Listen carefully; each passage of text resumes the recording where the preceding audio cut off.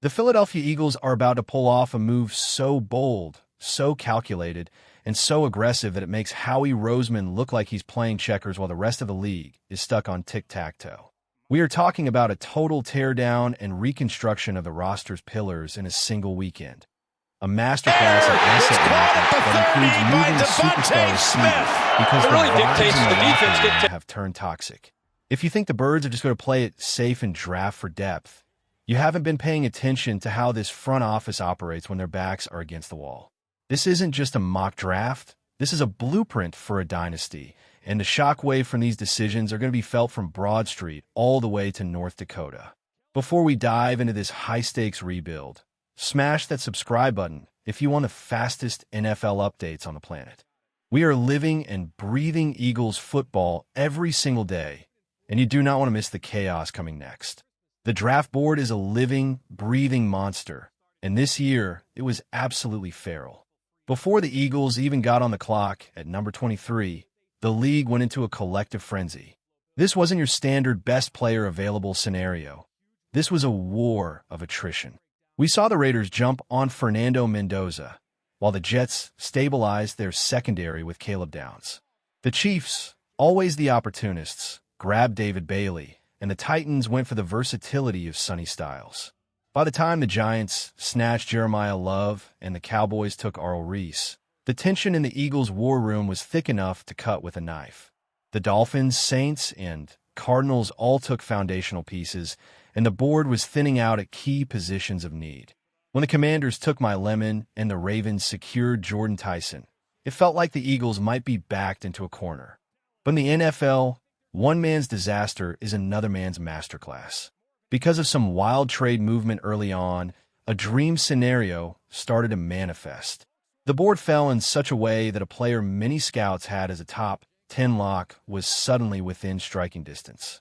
Is the offensive line more important than the secondary in today's NFL? Tell me what you think in the comments right now. But wait until you hear who fell into our laps at 23. With the 23rd overall pick, we are taking the man, the myth, the mountain, Max Ahashir, the offensive tackle out of Arizona State. This isn't just a pick, it's an insurance policy for the soul of this franchise. Max is 6 feet 6 inches, 321 pounds of pure, unadulterated potential. This guy is a redshirt senior with over 30 starts under his belt.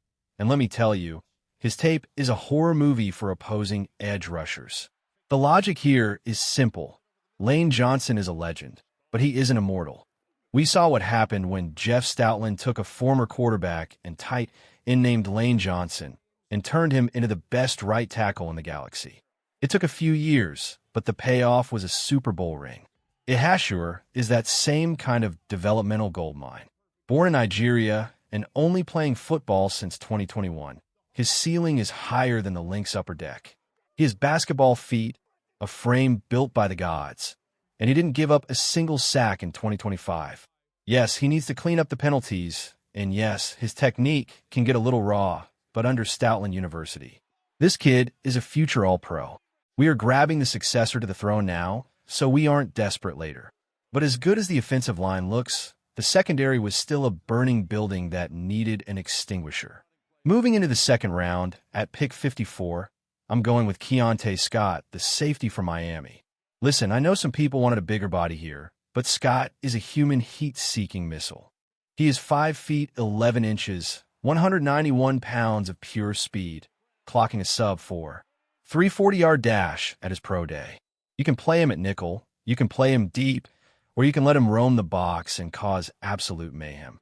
Last year at Miami, he put up 64 tackles and forced 4 turnovers. He is a playmaker in every sense of the word. Imagine pairing him with Andrew Makuba. You'd have a safety tandem that is fast, affordable, and incredibly disruptive. Scott plays way above his weight class and possesses that dog mentality that Philadelphia fans crave. He might miss a tackle here or there because he's flying at 100 miles per hour, but he's going to make the plays that change the momentum of a playoff game. Common challenge. Who is to blame if the Eagles' secondary fails again this year? Is it the players or the scheme? Drop a name below.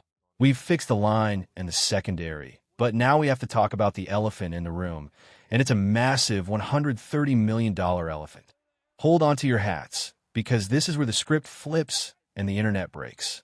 There have been whispers, dark, persistent whispers, that A.J. Brown wants out. The belief is that he's become a distraction behind the scenes, and as much as we love his production, no player is bigger than the team. So, in this mock, we pulled the trigger on a trade that will define the next 5 years of Eagles football. We are trading A.J. Brown to the Rams. Why? Because it clears $130 million in cash over the next few years and removes a potential locker room explosion before it happens. In return, we are getting a legendary veteran who still has plenty of gas in the tank, Davante Adams. Now, I know what you're thinking. Davante is older. A.J. is in his prime. But look at the facts. Adams led the league in touchdowns last year. He is a technician, a professional, and he's on an expiring deal, giving us ultimate flexibility. This move keeps our Super Bowl window wide open for 2026 while fixing our long-term cap health. It's a cold, calculated move, the kind of move that separates the winners from the losers. But we didn't just get Adams in that trade. We got more draft capital, and we used it immediately to fix the pass rush. With the 61st pick, we're staying local and grabbing Dennis Sutton from Penn State. This kid is a physical specimen, 6 feet 6 inches, 256 pounds, and he plays with a violence that is infectious. He's only 22, but he already knows how to set the edge and convert speed to power. The Eagles are a win-now team, and Sutton is a win-now player. He's got a nasty bull rush and a spin move that's only getting better. While some scouts see him as a third-rounder, I see him as a day-one rotational piece who eventually becomes a double-digit sack artist. He's had to drop into coverage at Penn State, so he has that linebacker versatility that Vic Fangio loves. He's the perfect developmental piece to sit behind the veterans and learn the dark arts of pass rushing.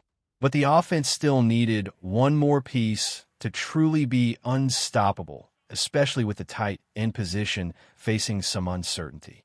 At pick 68, a pick we got from the Jets in the Hasten Reddick trade, we are taking Sam Roush, the tight end out of Stanford. Look, Dallas Goedert is amazing, but he's on an expiring deal, and he's not getting any younger. Roush is 6 feet 6 inches, 270 pounds, and runs a 4.7. That is a massive human being who can actually move. He's a bully ball tight end. He loves to block, he's tough as nails, and he has those reliable hands you need on third and short. His production at Stanford was capped by some truly questionable quarterback play, but in an offense with Jalen Hurts and Davante Adams. He's going to be a nightmare in the red zone.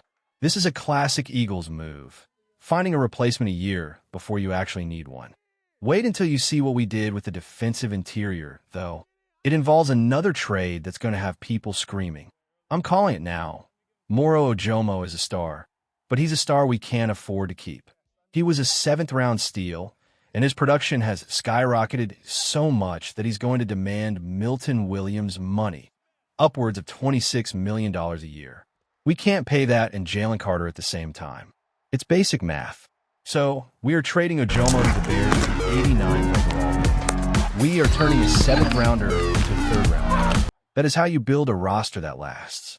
To fill the hole, we are drafting Chris McClellan out of Missouri.